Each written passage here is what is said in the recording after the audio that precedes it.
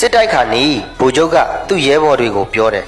မင်းတို့စစ်မြေပြင်ကိုထွက်ရမယ်မင်းတို့အတွက်ဘာရမလဲဆိုတော့ပင်မမယ်ဆင်းရဲမယ်ဒဏ်ရာရမယ်သေမယ်ကြေမယ်ငါလည်းမင်းတို့နဲ့အတူလိုက်မယ်ကြည်စမ်းငါလည်းမင်းတို့နဲ့အတူလိုက်မယ်ဆိုတဲ့စကား तू မလုံနိုင်ပဲနဲ့ဘသူကမှ तू မခိုင်းဘူးဘလောက်ကောင်းတဲ့ခေါင်းဆောင်လဲနောက်တစ်ခုပြောရအောင်မယ်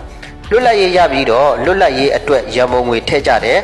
မိမတွေဆိုရင်သူတို့ဝတ်စားလာတဲ့လက်ဆွဲတွေလက်စွပ်တွေဆွဲကြိုးတွေလက်ကောက်တွေအကုန်လုံးချွတ်ထည့်ကြတယ်ဒါကလွတ်လပ်ရေးအတွက်ရန်ပုံငွေဖြစ်တယ်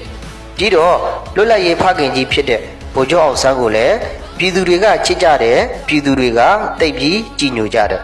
လွတ်လပ်ရေးရန်ပုံငွေထည့်တဲ့ဖလားအပြင်ကိုဗိုလ်ချုပ်အောင်ဆန်းအတွက်ဆိုပြီးဖလားတတ်နောက်ထပ်တစ်လုံးထည့်ကြတယ်ထည့်ပြီးကြတော့ဗိုလ်ချုပ်အောင်ဆန်းကလွတ်လပ်ရေးရန်ပုံငွေထည့်တဲ့အတွက်ရောသူ့အတွက်တတ်ဂုံပြုတဲ့အတွက်ရောကျေးဇူးတင်ပါတယ်ဆိုပြီးကျေးဇူးတင်စကားပြည်သူတွေကိုပြောပါတယ်ရန်ပုံငွေပဲပြီးတော့တဖြည်းဖြည်းနဲ့လူစုကွဲသွားတဲ့အချိန်မှာတော့ဗိုလ်ချုပ်ကဘာလုပ်တယ်မှတ်လဲသူ့အတွက်ထည့်ထားတဲ့ဖလားတွေကရွှေငွေတွေအကလုံးကိုလွတ်လပ်ရေးရန်ပုံငွေဖလားတဲ့ကိုအကလုံးထည့်လိုက်ပါတယ်သူတပြားမှယူမသွားပါဘူးတိုင်းပြည်အတွက်တကယ်စေတနာအမှန်နဲ့အနစ်နာခံပြီးလှုပ်ခဲ့တဲ့ဗိုလ်ချုပ်သူ့ကိုသူထဲတိုင်းပြည်ကိုချစ်တဲ့ဗိုလ်ချုပ်သူသည်တိုင်းပြည်အတွက်ဖြစ်ရမယ်တိုင်းပြည်သည်သူ့အတွက်မဖြစ်ရဘူးဆိုတဲ့ဗိုလ်ချုပ်တချို့တွေကပြောကြတယ်ဗိုလ်ချုပ်အောင်ဆန်းလိုဗိုလ်ချုပ်မျိုးရှားတယ်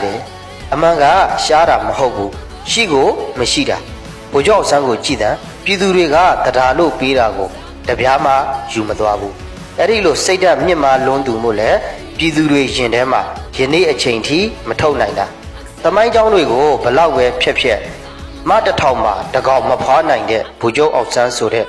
လူသားတယောက်ငါတို့ရဲ့ရင်ထဲမှာဘယ်တော့မှပျောက်မသွားဘူးဒါကဗိုလ်ချုပ်အောင်ဆန်းအကြောင်းကိုဆရာကြီးဦးအောင်သိန်းအနည်းငယ်ပြောပြခဲ့တဲ့အကြောင်းလေးဖြစ်ပါတယ်ခင်ဗျာ